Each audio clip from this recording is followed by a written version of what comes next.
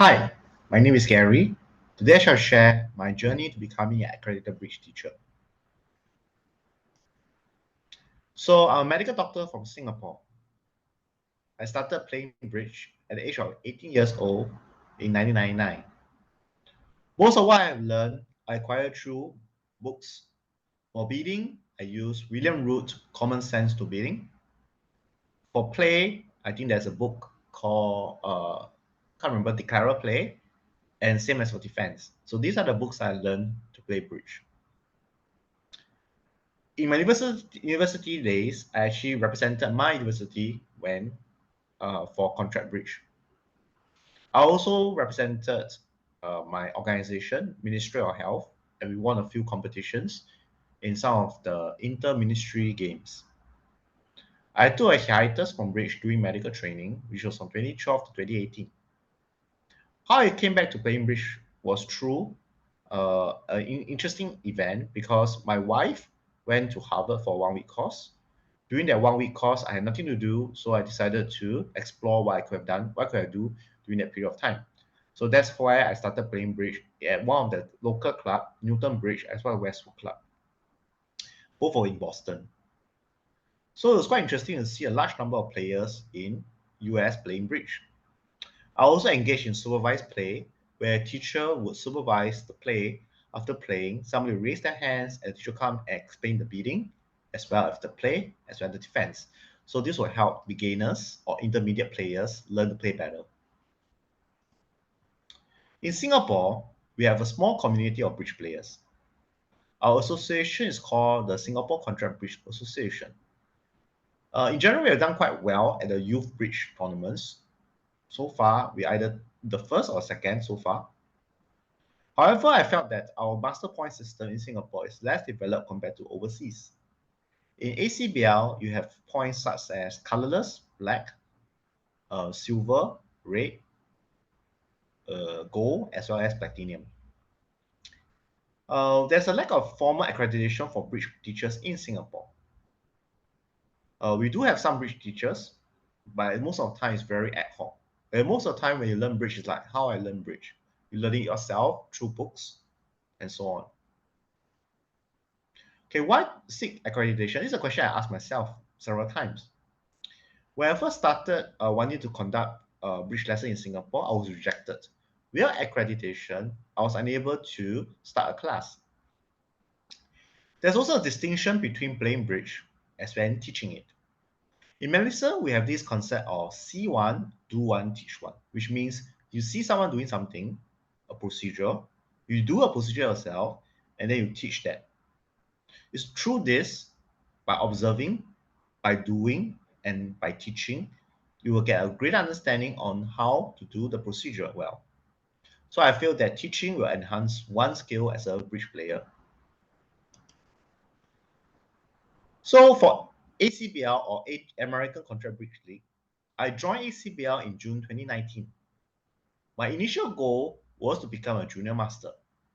That just need 5 points. Club master seemed challenging because you need 5 black points. For non-USA players who are not based in the US, it's not possible to get black points easily.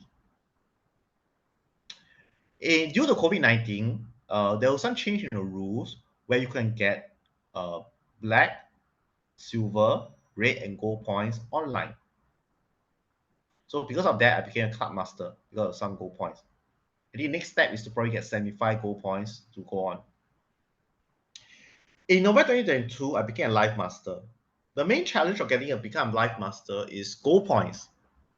It was not easy to get gold points because there were games such as a Stardust Week, where you could get some gold points, but also not many. The easier way to get gold points is to join Gold Rush games.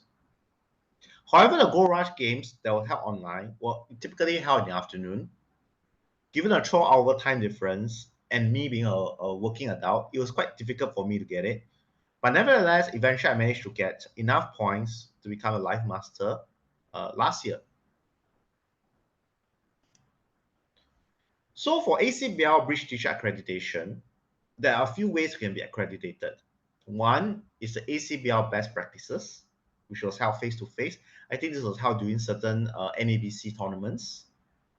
There's also one Better Bridge by Audrey Grant. Interesting, it's supposed to be an online accreditation, but since 2018, 2019, I have not seen any course being offered. There's also a Learn to Play Bridge in a Day, which need to for you to be there face to face. And there's Easy Bridge, which was possible to be done via distance learning, but that requires a telephone follow-up. I briefly considered that, but it was very expensive to buy the materials because they needed to be air delivered. For Australia, next I consider Australia. I participated in the Canberra Summer Festival in 2008. We formed a team. It was a team of Australians and Singaporeans. We managed to, we managed to come in the middle of the table for the Swiss games. In one of the games, we managed to fight all the way to the top players and managed to play with the Australian youth team. That was quite an interesting experience. I also engaged in online bridge club, Step Bridge, which used to be free for foreign players pre-COVID-19. But having been the only online bridge club, and because of COVID-19, all the face-to-face bridge club closed, Step Bridge began to grow. And I think now you have to pay, even for foreign players, to play there. So Joan Bucks actually offers a free accreditation program, and it's not really free, it's actually sponsored by Australian Bridge Federation. She was kind enough to offer that to me, even though I was not from Australia. So it's via Zoom. So I underwent the online teaching training program in December 2020. We had to cover certain, they call that continuing programs. I think there were 6 of them. And then I managed to achieve accreditation April 2021. So for teaching bridge in Singapore, I can divide that into formal bridge classes. Okay, so I have 3 sessions on Learn to Play Bridge in Singapore at Singapore Recreation Club. Initially, we had 8 sessions. We have later reduced to 6 sessions. I think the key insight is we start off with mini bridge instead of going through the biddings to get the players interested to play bridge. For materials, I actually used those from New Zealand Bridge with permission. However, the original materials was based on different bidding system, ACO. So I had to convert them to fit the Standard American 5-card major and strong no trump system. In future, I hope to teach 201 Game Force. I think that is probably a more superior system. But I think for beginners, I'm not too sure how can we teach them easily. So if there's any suggestion, please feel free to reach out to me. So for informal bridge lessons, I also joined the Beginner Intermediate Launch that was organized by Maureen Hall at Bridge Base Online. Previously, I organized weekly group challenges for interested players, beginners, and intermediate players. After the games, we will actually have a post-challenge discussion using Skype. This was a way for me to help them get better over time. This was all through volunteer work. As for paid partnership, so I do offer post-game reviews for players who pay for some of the games, especially on ECBL. So they basically just pay for my entry fee, and I'll tell you how to improve your games, either through the bidding, the play, or the defense. These are some ways I managed to teach bridge on an informal basis. So some advice for aspiring bridge teachers. I think that accreditation serves as a valuable credentialing. There's a difference between teaching and playing bridge. Some of the best teachers may not be great bridge players. Similarly, some of the best bridge players may not be able to teach bridge well. As the old saying say, if you can't do it, teach.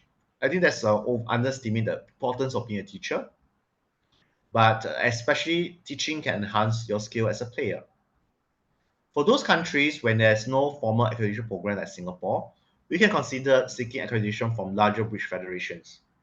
And large bridge federations can also think broadly and kind of do global service, but for providing a certain accreditation for for countries that is not under the jurisdiction. I think a key motto in life is to keep bridge alive, and that's what I achieve. Thank you for listening.